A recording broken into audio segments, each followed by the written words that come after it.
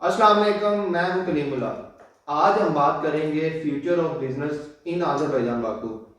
हमारे साथ हैं अली अकबर साहब। अस्सलाम वालेकुम सर, क्या हाल है? वालेकुम अस्सलाम। आपका क्या हाल है? अल्हम्दुलिल्लाह सर, मैं ठीक हूँ। सर आप हमें बताएं आज़रबाईजान बाकू में बिजनेस का क्या स्कोप है और कौन कौन से सेक्टर पर मुस्तकबिल में काम हो रहा है।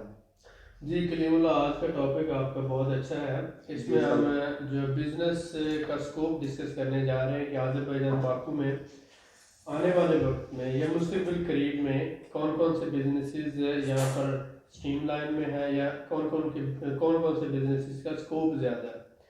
तो उसमें जैसे हम देखते हैं कि आज़रबाईजान की इकॉनमी बेसिकली डिपेंड करती है ऑयल पर। जी सर। तो ऑयल प्राइसेस तो इस वक्त पूरी दुनिया में नीचे जा रही हैं। तो आपको पता है करंटली $20 के करीब ऑयल जो पहुंच गया हुआ है। लेकिन यहाँ पर जो आप एक और बात को मद्देनजर रखें कि ऑयल जो है आज़रबाईजान का तकरीबन 20 से 30 साल तक के रिज़र्व है।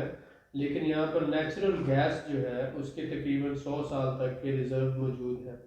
और ये नेचुरल गैस की सप्लाई देता है यूरोप को वाया पाइपलाइन। और उसके साथ साथ जो है यूरोप अपनी एनर्जी की डिपेंडेंस है आज़रबाईजान पे, रशिया के बाद वो आज़रबाईजान पे डिपेंड कर रहे हैं। तो इसलिए अगर कोई बंदा ये समझता है कि ऑयल की प्राइसेस कम होने से आज़रबाईजान की इकोनॉमी को बहुत बड़ा फ़र्क पड़ेगा, फ़र्क तो पड़ेगा लेकिन बहुत बड़ा फ़र्क नहीं पड़ेगा, क्योंकि उनकी डिपेंडेंस है 80% गैस के ऊपर है। जी सर। ठीक है। इसके अलावा इन्होंने अभी रिसेंटली पिछले 2 से 3 सालों में जब से ऑयल का स्लम्प आया है तो इन्होंने अपनी इकॉनमी को डाइवर्ट किया है। उसमें इन्होंने सबसे पहले तो टूरिज्म सेक्टर को जो है वो बहुत ज़्यादा फोकस किया। जैसे ही टूरिज्म सेक्टर में इन्होंने इन्वेस्टमेंट की है तो साथ साथ यहाँ पर कंस्ट्रक्शन सेक्टर में बहुत ज़्यादा ग्रोथ आई है। और उसके साथ साथ एग्रीकल्चर सेक्टर जो है इस पर इन्होंने बहुत ज़्यादा फोकस किया है। और साथ ही साथ इन्होंने जो है मैन्युफैक्चरिंग इंडस्ट्री जो है इंडस्ट्रियल स्टेट वगैरह वो प्लान किया है। तो इसमें अगर आप देखते हैं अगर तो मैन्युफैक्चरिंग एक हो गया, एग्रीकल्चर सेक्टर दूसरा हो गया, कंस्ट्रक्शन सेक्टर तीसरा हो गया और चौथा टूरिज्म एंड ट्रैवल, इससे रिलेटेड जो है इन्होंने डिफरेंट कॉम्प्लेक्स, जैसे आप कह रहे हैं कि टूरिज्म से रिलेटेड इन्होंने डिफरेंट स्पॉट्स उस पर काम किया और बहुत ज़्यादा बिलियंस ऑफ डॉलर इन्वेस्ट किए हैं उसको ग्रो करने के लिए। और साथ ही साथ आप ये देखें कि ट्रांजिट ट्रेड के लिए इन्होंने चाइना के साथ मिलकर एक जो है चाइना से ऑनवर्ड ये टर्की तक एक सिल्क रोड जो है वो बनाया, जिसमें बाकू तिबिलिसी जेहान एक रेल रोड प्रोजेक्ट था, वो पिछले 1.5 साल पहले वो कंप्लीट हो गया हुआ है, जिस पे ट्रांजिट ट्रेड इस वक्त जारी है। उसके अलावा इन्होंने रशिया के साथ मिलकर वाया ईरान और आगे पाकिस्तान तक जो है ना एक रेल और रोड प्रोजेक्ट उस पर काम हो रहा है। वो भी कि रशिया मॉस्को से जो है प्रोडक्ट सीधी आज़रबाईजान से होती हुई ईरान, ईरान से होती हुई पाकिस्तान और फिर आगे वो इंडिया तक प्लान्ड है। तो ये 2 रोड हैं इनके मेजर जिनमें ट्रांजिट ट्रेड, एक तो चाइना है, कोरिया है और जापान वहाँ से सीधा यूरोप तक, दूसरा मॉस्को से आज़रबाईजान और आज़रबाईजान से ईरान, ईरान से पाकिस्तान और आगे इंडिया तक जो है ना वो इसको लेके चलना चाह रहे हैं। तो ये 2 मेजर ट्रांजिट ट्रेड के जो रूट हैं इनके ऊपर काम हो रहा है। एक तो मुकम्मल हो गया हुआ है, दूसरा जो है वो मुकम्मल होने वाला है। तो इन नियर फ्यूचर जो है हम ये कहते हैं कि बिजनेस का स्कोप इसलिए यहाँ पर ज़्यादा है। एक तो मैन्युफैक्चरिंग यूनिट जितने भी लग रहे हैं उनको ये सपोर्ट कर रहे हैं, 5 साल के लिए टैक्स फ्री दे रहे हैं। उसके साथ साथ एग्रीकल्चर सेक्टर में इन्होंने टैक्स फ्री कर दिया हुआ है, जो भी वहाँ पर फार्मिंग करता है किसी भी तरह की जो फूड प्रोडक्ट से रिलेटेड है, ज़राअत से रिलेटेड है, वो भी टैक्स फ्री है। और इसके साथ साथ ये आगे डेवलपमेंट कंस्ट्रक्शन सेक्टर के अंदर बहुत ज़्यादा सपोर्ट कर रहे हैं, ओपन कर रहे हैं इंटरनेशनल मार्केट में। यहाँ पर वाइट सिटी के नाम से एक प्रोजेक्ट है जिस पे काम हो रहा है बड़ी तेज़ी से। और उसके अलावा जो बहुत सी मल्टी नेशनल कंपनीज जो हैं वो यहाँ पर फ्लैट्स और अपार्टमेंट बनाकर वो सेल कर रहे हैं कंस्ट्रक्शन सेक्टर में। तो आने वाले वक्त में हम ये देख रहे हैं कि 4-5 फील्ड या 4-5 सेक्टर ऐसे हैं जिन पर बड़ी तेज़ी से काम हो रहा है। ठीक है। तो अगर तो कोई बिजनेसमैन जो इन सेक्टर से मुतल्लिका है, जिनका इस सेक्टर में ऑलरेडी एक्सपीरियंस है और जो पाकिस्तान में, दुबई में, सऊदी अरब में इन सेक्टर में काम कर रहे हैं, वो अगर चाहते हैं किसी और मुल्क में कोई सेटअप बनाना तो आज़रबाईजान उनके लिए बहुत अच्छी एक स्पेस है। यहाँ पर बहुत अच्छी यहाँ पर अपॉर्चुनिटीज़ हैं। आप यहाँ पर आके एक छोटा सा इन्वेस्टमेंट करके अपने सिस्टम को शुरू कर सकते हैं, और वक्त के साथ साथ उसमें ग्रोथ पॉसिबल है, और चांसेस जो मुनाफे के भी हैं बहुत ज़्यादा, 100% से 200% तक प्रॉफिट मार्जिन के चांसेस हैं यहाँ पर। जी सर, बहुत शुक्रिया। सर मैं आपसे पूछना चाहूँगा, जैसा कि आपने बताया कि मैन्युफैक्चरर्स के लिए यहाँ पे स्कोप है, इसको यहाँ की हुकूमत जो है सपोर्ट भी कर रही है, जी जी। तो मैन्युफैक्चरर्स के लिए ज़्यादा ज़्यादा स्कोप है कि ट्रेडर्स के लिए? जैसे आपने देखा रिसेंटली कलीमुल्ला, यहाँ पर ये है कि रिसेंटली तो ये पिछले 100 साल अगर आप देखते हैं तो आज़रबाईजान एक ट्रेडिंग कंट्री ज़्यादा है। जी सर। हमेशा से यहाँ पर इन्होंने अपनी ज़रूरत की जितनी भी, आज भी अगर 90% चीज़ें हैं या 95% चीज़ें हैं, तो ये अपनी ज़रूरत की, उनमें सब्जियां हैं, उसमें फल हैं, उसमें गारमेंट्स हैं, उसमें टेक्सटाइल, उसमें जो भी प्रोडक्ट्स इलेक्ट्रॉनिक्स आ जाती हैं, कुछ भी आ जाता है, जी तो सर। ये सारा इंपोर्ट करते हैं। वो रशिया से इंपोर्ट करें, मेडिसन हो सकती है, वो टर्की से इंपोर्ट करें, वो कॉस्मेटिक्स हो सकते हैं, इलेक्ट्रॉनिक्स है, जर्मनी से, चाइना से, कहीं से भी। तो बेसिकली ये ट्रेडिंग कंट्री है, तो इस वक्त तो ज़्यादातर जो है वो ट्रेडर्स इससे फ़ायदा उठा रहे हैं। जी सर। लेकिन आने वाला वक्त जो है मैन्युफैक्चरर्स के लिए इसलिए ज़्यादा अच्छा है कि आने वाले 2 4 6 सालों में एक तो ये इंडस्ट्रियल स्टेट्स बना रहे हैं, जी सर। मैन्युफैक्चरर जो मैन्युफैक्चरिंग यूनिट लगा रहे हैं उनको टैक्स फ्री दे रहे हैं। दूसरा ये कि यूरोपीय यूनियन के साथ इनका प्रेफरेंशियल एग्रीमेंट है, जिसके तहत जो टैक्स फ्री या कस्टम ड्यूटी फ्री जो है एक्सेस होगी प्रोडक्ट्स को। ठीक हो गया सर। साथ ही साथ रशियन जो है उनकी यूरो एशियन यूनियन जो है उसके अंदर भी इनको एक्सेस है। तो इसका मतलब ये है कि टर्किश मार्केट है, यूरोप की मार्केट है और रशिया, तीनों मार्केट्स जो है आपकी एक्सेस में है।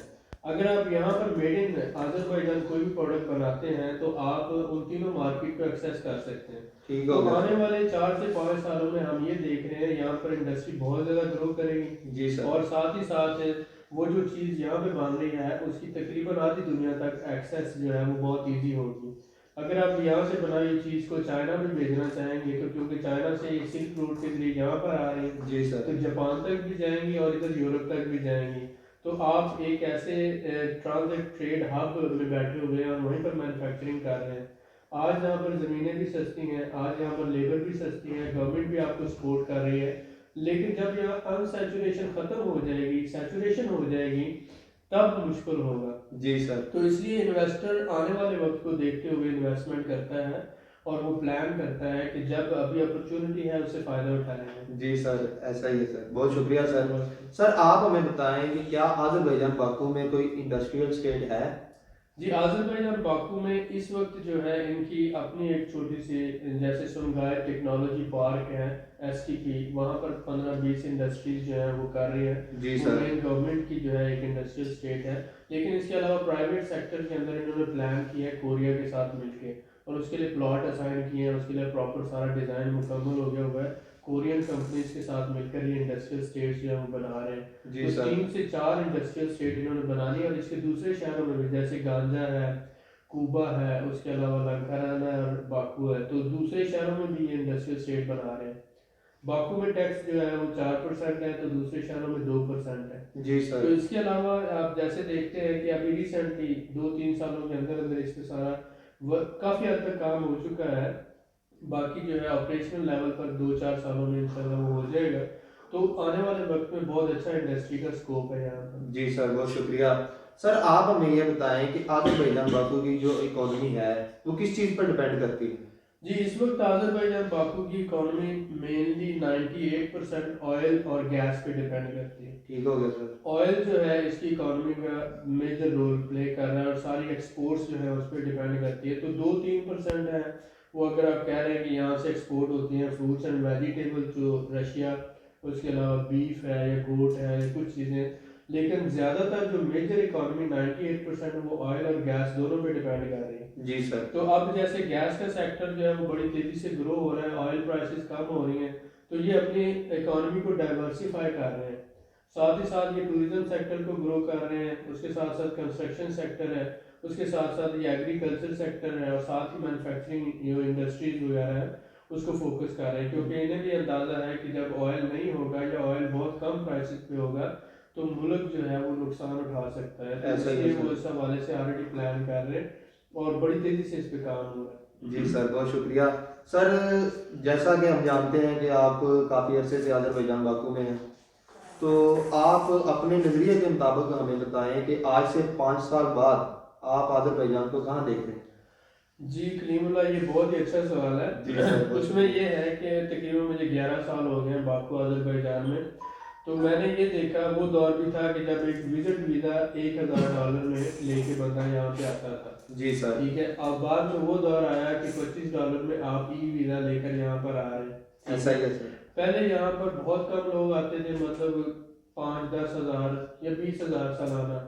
लेकिन अभी 2 साल पीछे ये सूरत हाल है कि 40 से 50 लाख टूरिस्ट यहाँ पर आ रहे हैं। ज़बरदस्त है। पहले अरबी यहाँ पर गलियों में कहीं नजर नहीं आता था, तो अब हर गली मोहल्ले में अरबी आपको नजर आते हैं। ऐसा ही है सर। तो मकसद ये है कि एक तो दुनिया में अज़रबैजान को जाना जा रहा है, दूसरा ये कि अज़रबैजान ने अपने बॉर्डर्स ओपन किए हैं टूरिज्म की वजह से। जी सर। और जब टूरिस्ट आता है तो उसमें बहुत सी इंडस्ट्री जैसे ट्रैवल एंड टूरिज्म से रिलेटेड है, होटल हैं, अकोमोडेशन है, रेस्टोरेंट हैं, ये सारी इंडस्ट्री, ट्रांसपोर्ट सेक्टर, ये सारा ग्रो करता है।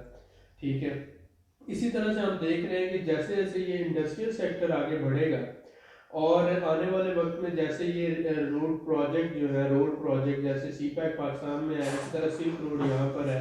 जी सर। बाकू से तिबलिसी, तिबलिसी से जिहान और इस्तांबुल, ये मुकम्मल हो चुका हुआ है। और इसके साथ साथ जो मास्को से ये पाकिस्तान तक का रोड प्रोजेक्ट है, रेल प्रोजेक्ट, ये जब मुकम्मल हो जाएगा, जी सर, जो आने वाले साल 1.5 साल के अंदर अंदर कंप्लीट होने जा रहा है, तो अज़रबैजान एक दुबई जैसे, मिनी दुबई कह रहे हैं, ट्रांजिट ट्रेड का हब बन जाना है। जी सर। अब इसमें आधी दुनिया इधर है और आधी दुनिया इधर है, तो दोनों साइडों का जो ट्रेड होना है, बिजनेस का वॉल्यूम होना है, वो यहीं से होना है। तो उस वक्त जो भी इंटरनेशनल कंपनीज यहाँ पे काम कर रही होंगी, वो इंपोर्ट एक्सपोर्ट के हवाले से चाइना है, कोरिया है, जापान है, वहाँ से जितनी भी ट्रांजिट ट्रेड आ रही है यूरोप के लिए, और यूरोप की जो सारी ट्रेड है इन कंट्रीज के लिए, वो सारी इस पे जबरदस्त यानी कि उसका रिस्पांस होगा। और वो जी साथ सर। ही साथ तो उसमें ये है, आप देख रहे हैं प्रॉपर्टी की वैल्यू भी बढ़ेगी उसमें, ऐसा ही है सर। दफ्तर है, सारे मामला, और लेबर की कॉस्ट भी बढ़ेगी और बाकी भी सारी चीज़ों पे इंक्रीज आएगा। और साथ ही साथ इनके जो रूल्स एंड रेगुलेशंस हैं वो भी जो है अपग्रेड होंगे। जी सर। तो अभी जो लोग अब इन्वेस्टमेंट करेंगे आज इस दौर में, जब मार्केट अपने बॉटम पर है, तो वो लोग आने वाले वक्त में बहुत ज़्यादा फायदा उठाएंगे। तो आप ये समझते हैं कि इन्वेस्टर हजरात के लिए, जो बिजनेसमैन है, उनके लिए हमेशा ये आइडियल सूरत हाल होती है जब मार्केट स्लो डाउन होती है या जब मार्केट अपने बॉटम पे होती है। तो जैसे कि कोरोना वायरस की वजह से इस वक्त पूरी दुनिया में स्लो डाउन आया हुआ है, पूरी दुनिया की मार्केट क्रैश कर गई है और बॉटम पे चली गई है। तो ऐसी सूरत हाल में क्या होता है कि आप लोगों के पास एक बहुत अच्छा चांस है कि आप प्रॉपर्टी परचेज कर सकते हैं, आप ऑफिस बाय कर सकते हैं, और साथ ही साथ आप अपने बिजनेस के लिए इंडस्ट्री प्लान करके आप आने वाले वक्त में जब कोई 7-8 महीनों में ये एक नॉर्मल सिचुएशन में आ जाएगा, ऐसा ही है तो सर। तब आप इसको बहुत अच्छे मुनाफे के साथ अगर प्रॉपर्टी सेल करना चाहते हैं तब भी कर सकते हैं। जी सर। ठीक है, तो मैं ये कहूँगा कि जो इन्वेस्टर हैं उनको इस हवाले से जरूर प्लान करना चाहिए और इसको देखना चाहिए, जी जो सर। अपॉर्चुनिटीज हैं उनसे फायदा उठाना चाहिए। तो आने वाले 4-5 सालों में हम इनको इंडस्ट्रियल सेक्टर में बहुत ज़्यादा ग्रो करते हुए देख रहे हैं।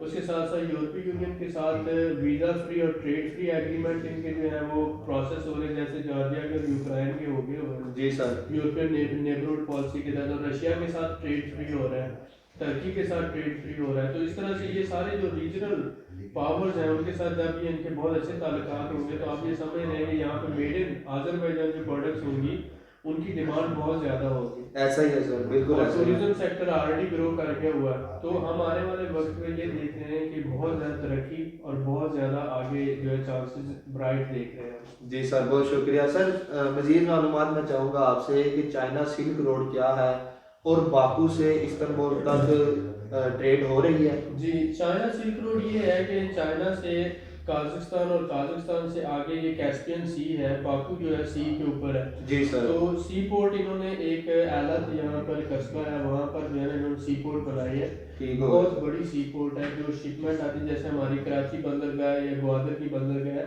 इसी तरह वहाँ पर वो एलत कस्बा में जो इन्होंने बनाया है ट्रांजिट शिपमेंट के लिए, बहुत बड़ी सी पोर्ट बनाई है। और वहाँ से जो है हज़ारों की तादाद में कंटेनर वाया ट्रेन जो है यूरोप, जर्मनी तक और इटली तक जा रहे हैं। तो ये एक प्रोजेक्ट था जिसमें रेल और रोड प्रोजेक्ट कंप्लीट हुआ है। जी सर। तो इसको जैसे सी पैक की तरह इसी तरह से रेल भी है, रोड भी है, और साथ साथ जो है सी, जो है वाया सी जो ट्रांसपोर्ट होती है वो भी आ गया। ठीक हो गया सर। तो इसी में ये आ जाता है कि चाइना, कोरिया, जापान और काजाकिस्तान, उज्बेकिस्तान, तुर्कमेनिस्तान, किर्गिस्तान, इन सब मुल्कों की ट्रेड जो है यूरोप के साथ है, वाया दिस रूट होनी है। जैसे सी पैक है उसी तरह के चाइना सिल्क रूट है अप टू जर्मनी। ठीक हो गया ठीक है, सर। तो ये इस वक्त ऑपरेशनल है और बड़ी तेजी से काम हो रहा है। जी सर, बहुत शुक्रिया। सर मैं आपसे पूछना चाहूँगा कि आए दिन ऑयल की कीमत में जो है ना कमी हो रही है। जी जी। क्या आज़रबाईजान में ऑयल की कीमत पर कमी होने पर इसकी इकोनॉमी पर कोई फर्क पड़ेगा? जी, जैसा कि मैंने ऑलरेडी एक्सप्लेन किया कि 98% जो है डिपेंड करती थी इसके ऊपर। ठीक हो गया। लेकिन जैसे जैसे पिछले 2 सालों में इन्होंने एक्सपीरियंस किया कि ऑयल की प्राइसेस जो है पॉलिटिकली, ये पूरी दुनिया में इस वक्त सबसे ज़्यादा सियासी जो प्रोडक्ट है वो ऑयल है। जो दुनिया जब चाहती है उसकी कीमतों को गिरा देती है और जब चाहती है उसको उठा देती है, यानी कि ये नेचुरल नहीं है, ये जी सर। अननेचुरल है। और इस वक्त हर बंदे को पता है कि ऑयल को एक हथियार के तौर पर इस्तेमाल किया जा रहा है मुख्तलिफ मुल्कों की इकॉनमी के खिलाफ। तो इसलिए अब सब समझते हुए अब अपनी इकॉनमी को उससे डाइवर्सिफाई कर रहे हैं। जी ठीक सर। है, अब इनकी जो मेजर डिपेंडेंस है, क्योंकि ये गैस की सप्लाई कर रहे हैं यूरोप को, तो गैस की प्राइसेस आपको पता है इंडिपेंडेंट है ऐसा और ही है वो सर। उनमें अप एंड डाउन नहीं हो रहा, वो ऑयल से इंडिपेंडेंट है। तो इसलिए इनके 100 साल के रिजर्व गैस के हैं। ऑयल जो है वो अगर अप डाउन होता भी है तो इससे इन्हें इतना फर्क नहीं पड़ना, क्योंकि अब इन्होंने अपने आप को दूसरे सेक्टर में बहुत ज़्यादा डेवलप कर लिया हुआ है। ठीक हो गया जिसमें सर। कंस्ट्रक्शन सेक्टर है, जिसमें टूरिज्म सेक्टर है, मैन्युफैक्चरिंग है, एग्रीकल्चर सेक्टर है, और बहुत सी चीज़ें हैं। ठीक है, तो इस हवाले से ये है कि ऑयल की कीमत कम होती भी है जी तो सर। इनको इतना फर्क नहीं पड़ने वाला, क्योंकि और भी इनके पास बहुत ज़्यादा सोर्सेज हैं। जी सर, बहुत शुक्रिया। सर मैं आपसे पूछना चाहूँगा कि आज़रबाईजान में कौन सी लैंग्वेज इस्तेमाल होती है और इसको सीखने का बेहतरीन तरीकाकार क्या है? जी माशाल्लाह, आपको काफ़ी अर्सा हो गया आज़रबाईजान में रहते हुए, जी सर। तो आपको ये नहीं पता कि आज़रबाईजान में कौन सी ज़बान सर इस्तेमाल हमारे होती है। भाइयों के लिए पूछना चाह रहा हूँ तो आप आपसे। बोल देते हैं कि आज़री ज़बान जो है जी या सर। तुर्की ज़बान यहाँ पे इस्तेमाल होती है। तो आज़री ज़बान सीखने के लिए आप किसी भी लैंग्वेज ट्रेनिंग सेंटर में दाखिला लेते हैं, वहाँ पर आपको $50 महीने की फ़ी पे करते हैं। 3-4 महीनों में आपको बहुत अच्छी तरह से ज़बान सिखा दी जाती है, लेकिन आपको रोज़ाना 1-1.5 घंटे की क्लास लेना पड़ेगी, एफर्ट भी करना पड़ेगी, तब आप ज़बान सीख सकते हैं। जी सर, बहुत शुक्रिया। सर जैसा कि आपने बताया कि फ्यूचर में आज से 5 साल बाद जी क्या फ्यूचर होगा आज़रबाईजान बाकू का, तो मैं आपसे पूछना चाहूँगा कि हमारे भाइयों के लिए जो सऊदी और दुबई में बिजनेस कर रहे हैं उनके लिए यहाँ पे क्या स्कोप है? जी, उसमें जो पाकिस्तानी भाई सऊदीया में या दुबई में काम कर रहे हैं, तो हम जब सुनते हैं कि काफ़ी अरसा से वहाँ पर रह रहे हैं जी और सर। वहाँ पर उनको 30 साल, 20 साल, 15 साल हो गए हुए हैं, लेकिन ये आज भी वो 100% ऑनरशिप नहीं है बिजनेस की उनके पास। ऐसा ही है सर। और आज भी उन्हें हर साल कंपनी रिन्यू करवाना पड़ती है। जो कंपनी रिन्यू करवाने के चार्जेस हैं वो इतने ज़्यादा हैं कि वो अपने, एक तो किराए इतने ज़्यादा हैं, अखराजात इतने ज़्यादा है, फिर कंपनी भी रिन्यू कराओ हर साल। जी सर। यही दुख होता है। और ये भी समझ आती है कि इन लोगों, ये असल में वो जैसे कहते हैं ना, कुएं की मिट्टी कुएं में ही लग रही है। ऐसा ही है तो सर। ऐसे ही हालात वहाँ पर है। दुबई में तो स्पेशली कोई कमाई नहीं होती। दुबई में तो ज़्यादातर हमने ये देखा है कि वो वहीं के पैसे वहीं पे लग जाते हैं। तो इसलिए हम तो मशवरा ये देंगे कि यहाँ पर एक दफ़ा अगर आप कंपनी बनाते हैं तो वो आपके लिए लाइफ टाइम है। आप जब चाहें उसको फ्रीज कर सकते हैं, लेकिन ये आपकी कंपनी, उसमें 8-10 एक्टिविटी आप कर सकते हैं। हर काम के लिए अलग कंपनी रजिस्टर करवाने की ज़रूरत नहीं है। दूसरी बात, आप 100% ऑनर होते हैं अपनी कंपनी के। तीसरी बात कि जब आपको अपनी कंपनी पे रेजिडेंस मिलती है तो आप अपनी फैमिली को भी अपने साथ एज ए डिपेंडेंट ला सकते हैं। बच्चे हैं 18 साल से कम उम्र के जो, उनको भी डिपेंडेंट के तौर पर ला सकते हैं। लेकिन 2 साल बाद जब आपको परमानेंट रेजिडेंस मिल जाती है तो तब आप अपने बच्चों को जो 18 साल से बड़े हैं उनको भी स्पॉन्सर कर सकते हैं। और साथ ही साथ 7 साल के बाद जी यानी सर। आपको यहाँ की नेशनलिटी मिल जाती है। और ये सहूलतें सारी 100% ऑनरशिप है, अपनी फैमिली को साथ रख सकते हैं, नेशनलिटी मिल जाती है।